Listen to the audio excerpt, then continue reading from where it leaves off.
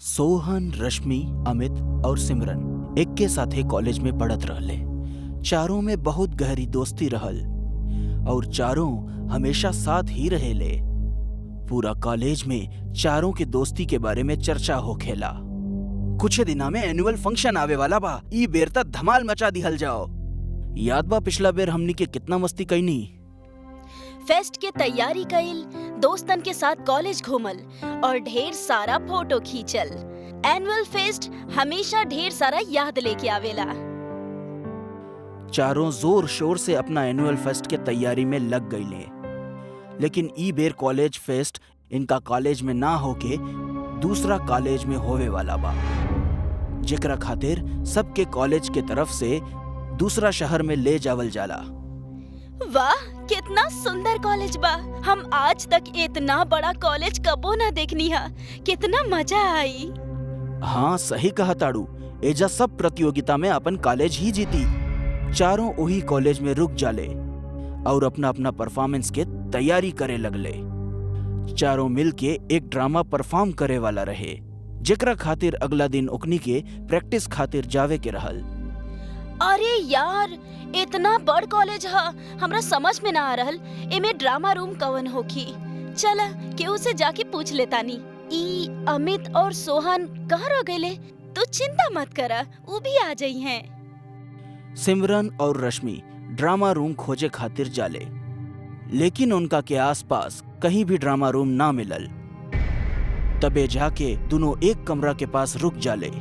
ऊ कमरा के ऊपर ड्रामा रूम लिखल रहे, लेकिन ऊ रूम में ताला लगल रहे। ड्रामा रूम तो ई है बा, बाकी यहाँ ताला काहे लागल बा? का पता। अरे कमरा के हालत देख के लगता माना ई बहुते सालन से बंद पड़ल होखी। सिमरन और रश्मि खिड़की पे लगल शीशा से कमरा के अंदर झांके लगले। अंदर बहुत सारा मैनिक्विन पड़ल रहे और ड्रामा खातिर कॉस्ट्यूम भी रहल, लेकिन वो रूम के हालत देख के बुझात रहा जैसे कई सालों से बंद रहल। तबे कमरे के अंदर से एक मैनिक्विन खिड़की के ऊपर आके गिर जाला। रश्मि और सिमरन देख के डरा गईली। ई कमरा तो बंद बा, बाकी मैनिक्विन अपने आप कैसे गिर गई? हम तो पूरा तरह डर गए। तबे ओजा एगो आदमी आ जाला और रश्मि सिमरन के डांटे लागल। तू लोग एजा का कर रहल बाड़ा? तू लोग के देखात नहीं के ई ड्रामा रूम कितना समय से बंद बाटे। अब एजा कोनो ड्रामा प्रैक्टिस ना होला। हमरा ना पता रहे, हमनी कॉलेज में नया आइल बानी। का आप हमनी के ड्रामा रूम के पता बता सकेनी? फर्स्ट फ्लोर, चौथा कमरा। आज के बाद तू दोनों एजा भटके हजिन। तोहनी के पता नहीं के ई कमरा कितना खतरनाक बाटे। एजा कभी भी कुछ भी हो सकेला। का मतलब बा आपके? ई कमरा में अदृश्य राज छुपल बा, जेकरा के केहू नहीं के देख सकत। ई कमरा के वजह से बहुत लोगन के जान गइल बा। अगर तोहनी दोनों के अपन जान प्यारा होखे त तू दोनों एजा दोबारा आए के हिम्मत जन करिहा। रश्मि और सिमरन ओजा से डर के भाग जाली और ड्रामा रूम में आके अमित और सोहन के सारा बात बतावे लगली। लेकिन ऊ दोनों ई बात के मजाक समझ के उनकरा मजाक उड़ावे लगले। तोहनी दोनों भी ना केहू के भी बात सुन के डरा जालू। ऊ कोनो स्टूडेंट होके जौन तोहनी के डरावे खातिर ई कुल बोलता। हाँ, शायद तोहार बात सच होखी। अमित और सोहन ऊ ड्रामा रूम में जावे के प्लान बनावे लगले। रश्मि और सिमरन मना करे लगली, लेकिन एकरा बावजूद ऊ दोनों केहू के ना सुनलेन और बिना केहू के बताए रात में ऊ ड्रामा रूम के पास पहुंच गई ने। लेकिन ओजा कोई ताला नहीं खे लागल रहे। दोनों अंदर जाके देखले तो अंदर बहुत सारा नाटक के कपड़ा जेवर मौजूद रहे। लड़किन भी ना कहाँ भूत बाटे एजा। लड़किन खुद भी डरा ताड़ी और हमनियों की डरावा ताड़ी। अमित और सोहन ड्रामा रूम में घूम के सब कुछ देखे लगलन। तबे उनका के लागल के उनका पीछे से केहू पार भइल। अमित पलट के देखले तो ओजा केहू ना रहे। तबे ओजा एगो मैनिक्विन अपन मूड़ी हिलावे लगलस। ई मैनिक्विन अपने आप अपन मूड़ी कैसे हिलावताड़ी? शायद कोनो चूहा होखे। तबे वो कमरा के दरवाजा अपने आप ही बंद हो जाला और ओजा घुंघरू के आवाज सुनाई देवे लागल। अचानक लाइट भी कट गई और सारा मैनीक्वीन अपने आप ही हिले लागल। ई देख के अमित और सोहन बहुत डरा गईलन और ओजा से भागे के कोशिश करे लगलन, लेकिन ओजा से भागे के कोनो रास्ता न रहे। ये अपने आप का होता, हमरा के तो डर लागता। तबे ओजा केहू अमित के पैर पकड़ के ले जावे लागल।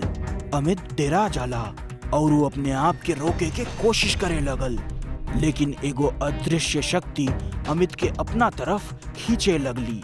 अचानक एगो मैनीक्वीन चल के ओजा आ गईले और अमित के पैर पकड़ के उल्टा लटका देहलस। ये का होता, हम अपने आप हवा में उल्टा कैसे लटक गई नहीं। अचानक अमित के हाथ पैर क्यों मरोड़ के तोड़ देहलस।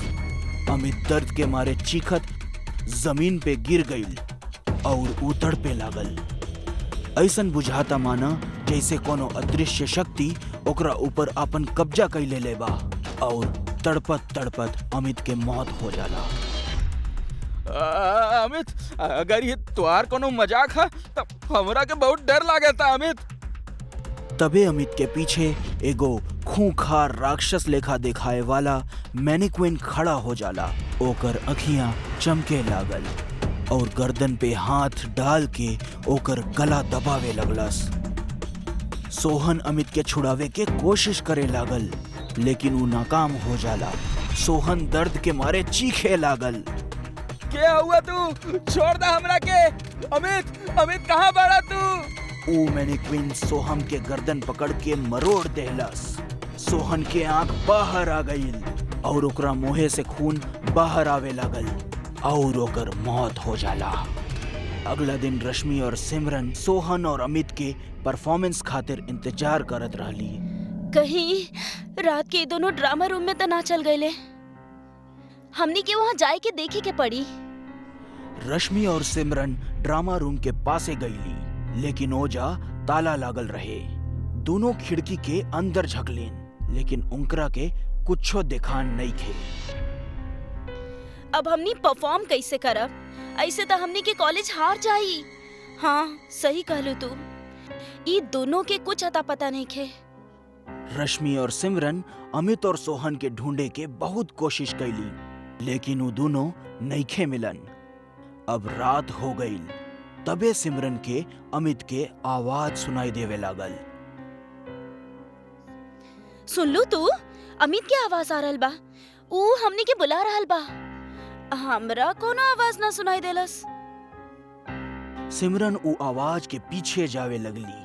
रश्मि भी सिमरन के साथ साथ जाए लगली। ऊ दोनों वह ड्रामा रूम के पासे पहुंच गईली। ए बे ड्रामा रूम के ताला खुलल रहे और दोनों ड्रामा रूम के अंदर घुस गईनी। अमित, कहाँ बड़ा तू? हमनी के आवाज दा। आवाज इहे से आवत रहे, बाकी यहाँ तक केहू नहीं खे। तबे ऊ ड्रामा रूम के दरवाजा बंद हो गई। रश्मि और सिमरन डरा गईली। तबे ओजा सारा मैनीक्वीन हिले लगली और हंसे लगली। ई का हो रहल बा सिमरन? ई कोनो अदृश्य शक्ति लागता। दोनों ओजा से भागे के कोशिश करत रहनी हा, लेकिन भागे के कोनो रास्ता नहीं खे। तबे एगो खतरनाक मैनीक्वीन रश्मि के पास आके ओकर सर दीवार पे पटक देहलस। दीवार पर सर लगते पूरे तरह से चकनाचूर हो गई और रश्मि के मौत हो जाला। रश्मि के शरीर नीचे जमीन पर गिर जाला और ओकर सर दीवार पे चिपका रहल। के बाड़ू तू और सभी के इतना बेरहमी से काहे मार रहल बाड़ू?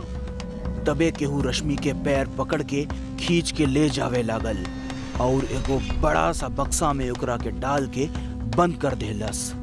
सिमरन बाहर निकले खातिर चिल्लावे लगली, लेकिन केहू के भी ओकर आवाज बाहर तक नइखे सुनाई देहलस।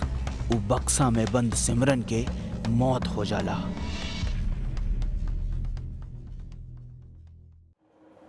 अमित और सरिता शादी के बाद पहला बेर सरिता के गांव दौलपुर जात रहले। अमित के विदेश में काम होखे के वजह से ऊ दोनों एजा न आवत रहले। ई खातिर सरिता अपना शादी के 15 साल बाद ट्रेन से अपना गांव जात रहली। सरिता के बेटी रोशनी भी उ लोगन के साथ पहला बेर अपना नाना नानी के घर जात रहली ह। आज इतना सालन बाद गांव जाता नहीं, पता ना का बदल गईल हो कि वहाँ सबे हमनी के देख के सरप्राइज हो जाई हैं। शादी के बाद हमनी के कबो गांव आवे के मौका ना मिलल। अच्छा कैलू के केहू के ना बतवलू कि हमनी के गांव आवतानी। अमित सरिता के ट्रेन कुछ वजह से लेट हो गईल और उ लोगन के पहुंचे में रात हो गईल।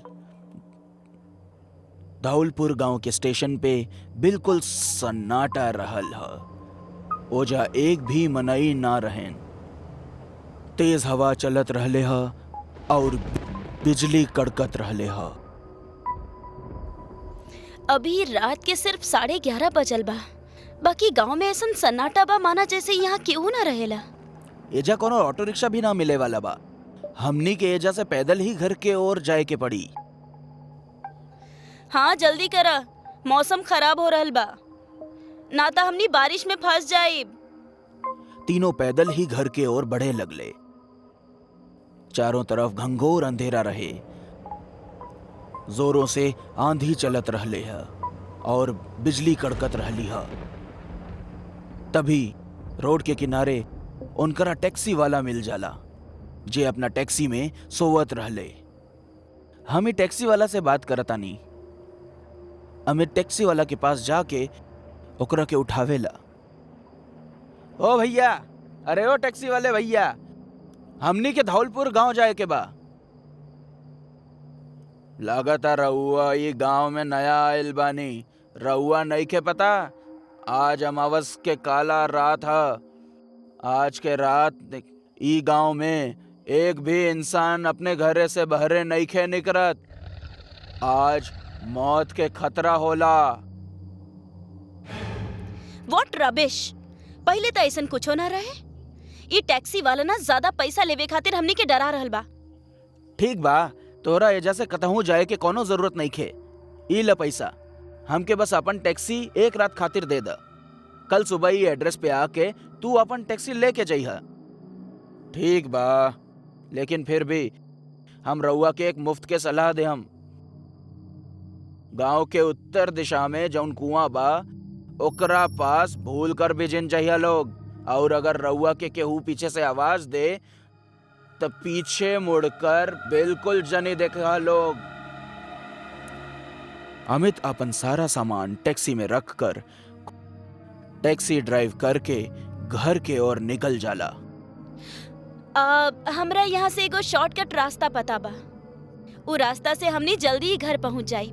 बाकी उ रास्ता गांव के कुआं से होके गुजरेला। का यार, तू ये सब बात में विश्वास करे लगलू? ना, ई सब टैक्सी वाला हमनी के डरावे खातिर बोलत रहे। अमित सरिता के बतावल रास्ता पे गाड़ी मोड़ लेला। जैसे उनकर गाड़ी गांव के कुआं के पास पहुंचली, गाड़ी के नीचे एगो पत्थर आ जाला और गाड़ी कुआं से जाके टकरा जाली। ऊ कुआं के अंदर के पानी जोर जोर से हिचकोले खावे लगलस, माना जैसे कुएं में लहर आ गई होखे। तू सब ठीक था बाड़ा? शायद पहिए के नीचे कोनो पत्थर आ गई होखे। हमरा के ऐसा लागल जैसे यहाँ केहू खड़ा होके। तबे सरिता के नजर कुआं के पास खड़ल अपना बचपन के दोस्त रामानंद पर जाला।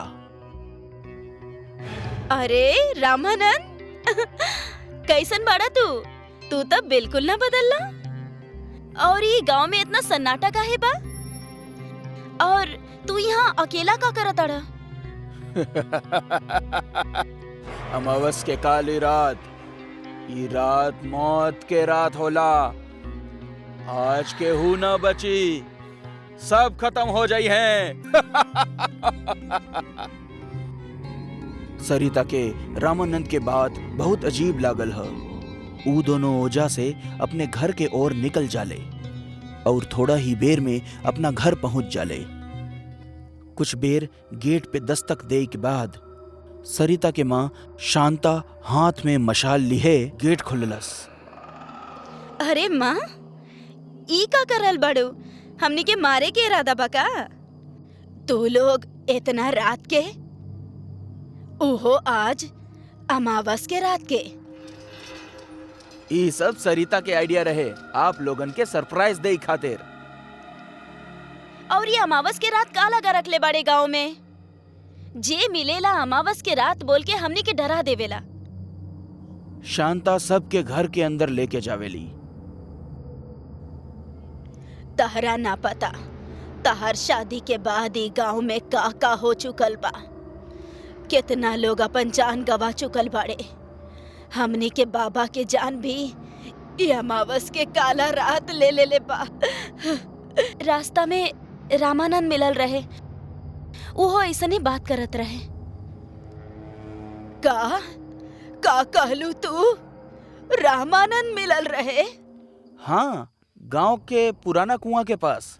लेकिन आप ओकर नाम सुनकर इतना चौंक काहे गईनी? काहे कि आज से 15 साल पहले ओकर मौत हो चुकल बा।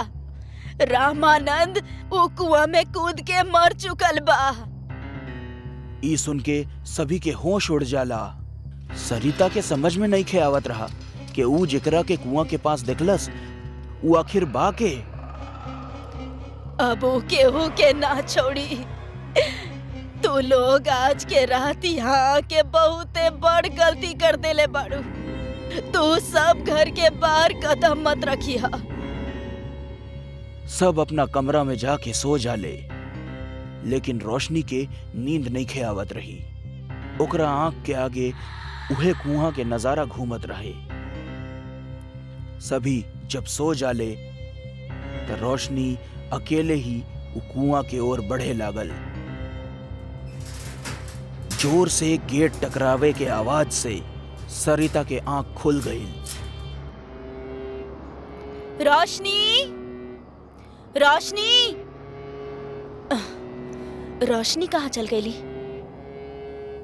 तभी सरिता देखली है कि रोशनी उ कुएं के ओर जा ताड़ी। सरिता भी ओकरा पीछे पीछे कुआं के ओर निकल जाली। रोशनी, रोशनी रुका, होने मत जा। रोशनी,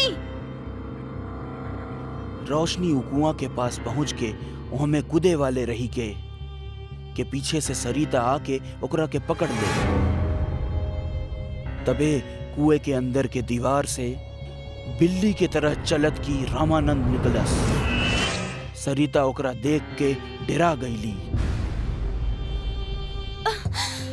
तू हमार बच्ची के काहे मारे चाहेला? हमने तो हर का बिगड़ले बानी।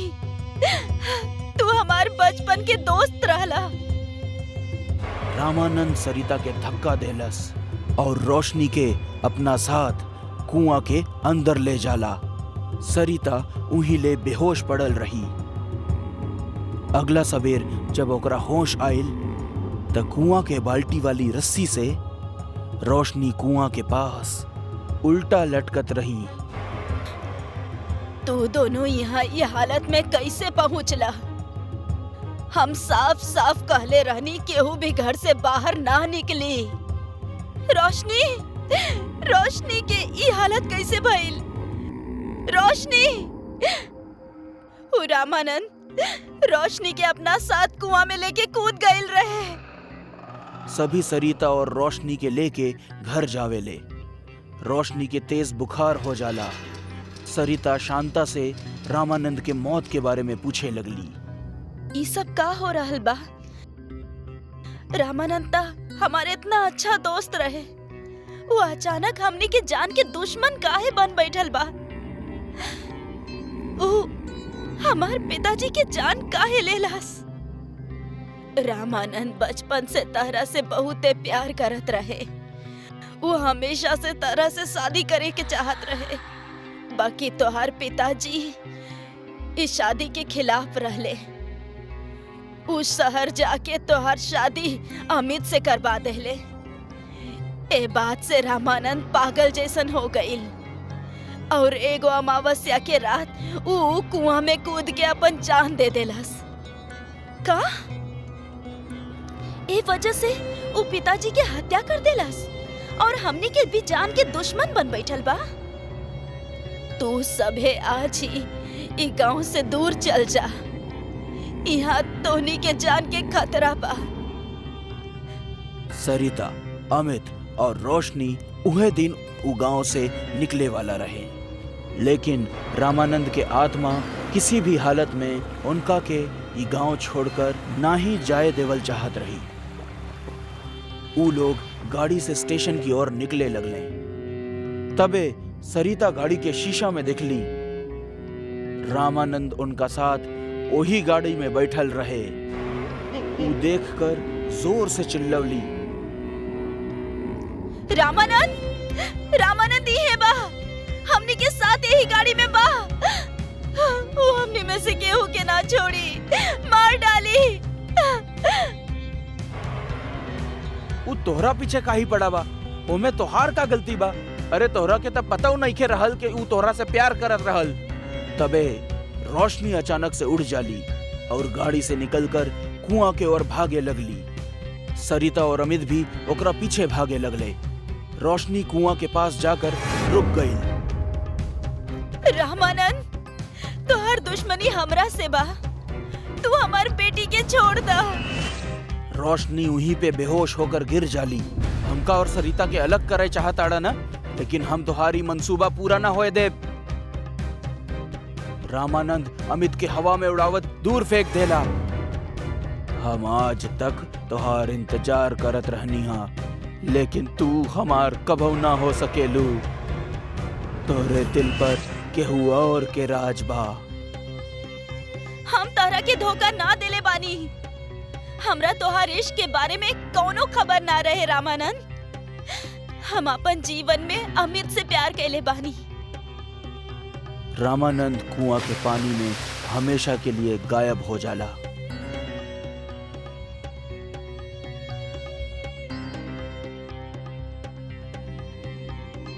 रामानंद गांव के छोड़ के हमेशा के लिए चल गईलन। अमित और सरिता रोशनी के लेके उ गांव से हमेशा हमेशा के लिए चल गईलन। एक रात डॉक्टर फ्रेडी अपना लैब में एक एक्सपेरिमेंट करत रहले। लैब में उनकरा अलावा और केहू न रहल। वो बहुत ही ध्यान लगा के वो एक्सपेरिमेंट के अंजाम देत रहले। उनकर चेहरा एगो कपड़ा से ढका रहल और सर गंजा रहे। वो बड़ा ही सावधानी से एगो गुलाबी रंग के मिश्रण और एगो हरा रंग के मिश्रण के अपना दोनों हाथ से हिलावत रहले। अभी दो मिश्रण के मिक्स होती हमार प्रयोग सफल हो जाई और हमार जलल चेहरा फिर से पहले की ही तरह दिखे लागी। मिश्रण अच्छा तरह से हिलावे के बाद वो दोनों मिश्रण के नीचे टेबल पे रख देले और अपना मुंह से कपड़ा हटौले। कपड़ा हटावत ही उनकर जलल भयानक चेहरा सामने आ गई। डॉक्टर फ्रेडी दोनों रंग के मिश्रण के उठौले और बहुत सावधानी और धीरे धीरे हरे मिश्रण के गुलाबी मिश्रण में डाले लगले। डॉक्टर फ्रेडी जब मिश्रण के डालत रहले तब अचानक लैब के खिड़की खुलल और डॉक्टर फ्रेडी डर गईले। डरे के कारण उनकर ध्यान भटक गई और वो हरा रंग के मिश्रण उनकर दोनों हाथ पे गिर गई। वो उबलत मिश्रण हाथ पे गिरे के कारण उनकर उंगली जले लागल और उंगली से धुआं निकले लागल। डॉक्टर फ्रेडी और भी ज्यादा डर गए। उनकरा कुछ समझ में ना आवत रहा कि आखिर का भइल। वो तुरंत जाकर पानी के नीचे अपन उंगली धोए लगले, पर कुछ असर ना भइल। पर कुछ देर बाद उनकर उंगली के सारा चमड़ी जल गई और अंदर के हड्डी दिखे लागल। उनकर पूरा हाथ चेहरा के तरह बदसूरत दिखे लागल। अरे ये का हो गई? अब हम ये सब ठीक कैसे करब? ये हरा मिश्रण तो हमार पूरा चमड़ी ही जला देहलस। डॉक्टर फ्रेडी बहुत ही उदास हो गई काहे कि उनकर एक्सपेरिमेंट फेल हो गए रहे। पर अचानक उनकर नजर गुलाबी मिश्रण पे पड़ल और उनकर दिमाग में एगो तरकीब आई। अगर ये गुलाबी मिश्रण हमार काम आ जाओ तो शायद हमार हाथ ठीक हो सकेला। हमरा एगो कोशिश तो करे के ही होगी। डॉक्टर फ्रेडी अपना कांपत कांपत अंगुली से गुलाबी मिश्रण के उठौले और अपना हाथ पे डाले लगले। उनकर जलल उंगली से फिर से धुआं निकलब शुरू हो गई, पर ई बेर उनकरा जलन ना भइल।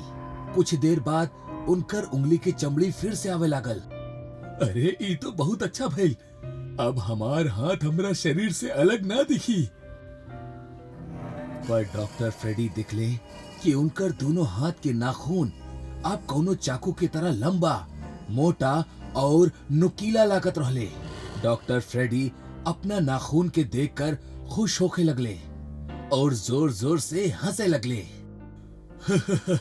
हमार चेहरा ठीक ना भइल तक का हो गइल, अभी नाखून ही हमार सबसे खतरनाक हथियार बनी। अगला रात के एगो आदमी रास्ता पे चलत रहल। बहुत रात होखला के वजह से चारों तरफ अंधेरा रहल। वो धीरे धीरे घर के तरफ बढ़त रहल। अचानक ओकरा पीछे कोनो आहट सुनाई देलस। वो मुड़कर देखलस तो अंधेरा में केहू खड़ा दिखाई देत रहल। के बा भैया। अचानक वो आदमी के दो हाथ दिखे लगले, जिनकर उंगली पे बड़ बड़ चाकू जैसे नाखून रहले। वो आदमी बहुत डर गई और डर के मारे चिल्लाए लागल। अगला सुबह पुलिस के ऊ आदमी की लाश उहे सड़क पे पड़ल मिलल। ओकर बड़ा ही बेरहमी से कत्ल कइल गइल रहे। पुलिस के जब ओकर लाश मिलल तब ओकर चेहरा पे 5 होल रहे, जैसे खून बहत रहल। ऊ होल कोनो नुकीला चीज से बनावल गइल रहे और उहे से ऊ आदमी के मौत हो गई। ऑफिसर कुमार ई मर्डर के जांच करत रहले। का आसपास कोनो मर्डर वेपन मिलल या कोनो और सुराग? ना सर, पूरा एरिया छान मरनी, कहीं पे भी कोनो वेपन या कोनो सुराग ना मिलल सर। पुलिस ऑफिसर कुमार के ई समझ में ना आवत रहल कि ई हत्या कौना हथियार से कइल गइल रहे, काहे कि आसपास कोनो भी मर्डर वेपन ना रहल। ऑफिसर कुमार और उनका टीम पूरा 2 दिन तक इन्वेस्टिगेशन कइले, पर उनकरा हाथ कुछो भी सबूत ना लागल। 2 दिन बाद फिर रात के एगो औरत के उहे सड़क पर हत्या कइल गई। ऑफिसर कुमार और उनका टीम वहां पे जांच करे खातिर पहुंच गई।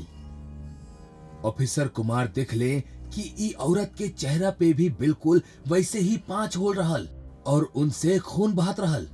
पर ई बेरी एगो बात अजीब और चौंका दे वाला रहल। ऊ औरत के माथा पे जौन होल रहल ओमे कुछ फसल रहे। ऑफिसर कुमार ऊ चीज के निकाल के देखले और ओपे से खून साफ करके ओकरा ध्यान से देखे लगले।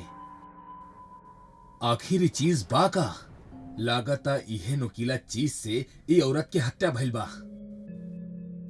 सर, ई तो कोनो नाखून के तरह दिख रहल बा। पर ई कोनो जानवर के नाखून नइखे लागत, ई जरूर कोनो इंसान के नाखून हा। पर सर, कौनो आदमी के इतना बड़ा नाखून कैसे हो सकेला? उहे ता हमनी के पता लगावे के बा। ध्यान से देखा तब्बे तो पता चली कि ई नाखून बीच से ना टूटल बा, बल्कि उंगली से ही अलग हो गइल बा। एगो काम करा, एकरा टेस्टिंग के खातिर फॉरेंसिक लैब भेजा और ए पर जौन खून बा ओकर डीएनए वेरीफाई करा। फिर हमनी डेटा में ई कैसे मैच करेला वो देखल जाई। एक सुबह जब ऑफिसर कुमार पुलिस स्टेशन में बैठल रहले तब हवलदार हाथ में एगो फाइल लेकर भागत भागत आइल। सर, वो नाखून केकर हा पता चल गइल बा। के हाउ? सर, एगो साइंटिस्ट हा, डॉक्टर फ्रेडी नाम है उनकर। चला उनके घर। ऑफिसर कुमार और हवलदार स्टेशन से सीधे डॉक्टर फ्रेडी के लैब में पहुंचले। वो पहुंचले तो देखले कि लैब पे ताला लागल बा और डॉक्टर फ्रेडी वहां ना रहले। सर, लागता उनकरा हमार आवे के बारे में पहले से ही पता रहल, यही से तो भागिले। ना, वो भागल ना हुई, बल्कि अगला मर्डर के तैयारी कर रहा होगी। और ओकर मर्डर पैटर्न अगर ध्यान में रखी ता मर्डर आज रात के ही होगी। पर कहवा सर? उहे सड़क पे जहां पहले 2 मर्डर भइल रहे। पर हमने ओकरा पकड़ा कैसे सर? हमने पास तो कोनो ठोस सबूतो नहीं खे। हमने एगो ट्रैप लगा के ओकरा रंगे हाथों पकड़ल जाई। कौना टाइप के ट्रैप सर? सुना, आज रात तू उस सड़क पे खड़ा रहबा। जैसे ही डॉक्टर फ्रेडी तोहरा के मारे खातिर आई, हम ओकरा रंगे हाथ पकड़ ले हब, ठीक बा? यस सर, पर इससे हमार जान के कोनो खतरा तो ना होगी ना? तू हमरा पे भरोसा रखा, हम तोहरा कुछ न होके देहब। अब चला। ऑफिसर कुमार और हवलदार वहां से चल गईले। रात हो गई। वो हवलदार प्लान के मुताबिक उस सड़क पे जाके खड़ा हो गई और ऑफिसर कुमार थोड़ा दूर झाड़ी में जाके छिप गईले। चारों तरफ बिल्कुल शांति रहे। दूर से सिर्फ जंगली जानवर के चिल्लाए के आवाज आवत रहल। अचानक हवलदार के ओकरा पीछे केहू के चले के आवाज आवे लागल। ओ पीछे मुड़ के देखलस त अंधेरा में केहू चल के ओकर ओर आवत रहल। जब वो आदमी रोशनी में आई त हवलदार देखलस कि वो इंसान केहू और ना बल्कि डॉक्टर फ्रेडी ही रहल। डॉक्टर फ्रेडी के भयानक नाखून और बदसूरत चेहरा अंधेरा में और भी खूंखार लागत रहल। हवलदार थोड़ा डर गई और पीछे पीछे जाए लागल। यहाँ ऑफिसर कुमार देखले कि डॉक्टर फ्रेडी वहाँ आ चुकल बा। यही से वो भी हवलदार की तरफ भागल। ऑफिसर कुमार वहाँ पहुँचले इससे पहले डॉक्टर फ्रेडी अपना दोनों हाथ के नाखून हवलदार के छाती में घुसा देलस और झट से बाहर निकाल लेलस। हवलदार के छाती में 9 छेद हो गई, काहे कि डॉक्टर फ्रेडी के एगो नाखून पहले ही टूट चुकल रहे। सारा छेद से खून बहे लागल और हवलदार नीचे गिर गई। इतना में ऑफिसर कुमार वहां पर पहुंचल और अपना बंदूक निकाल के डॉक्टर फ्रेडी पे फायर कर देले। डॉक्टर फ्रेडी के सीना में गोली लागल और ऊ वही जे नीचे गिर के मर गई। जैसे ही ऊ मरल, ओकर सारा नाखून ओकर उंगली से अलग होके नीचे गिर गई। ऑफिसर कुमार वही जे हवलदार के बगल में खड़ा होके फोन पे एम्बुलेंस वाले के बुलावत रहल।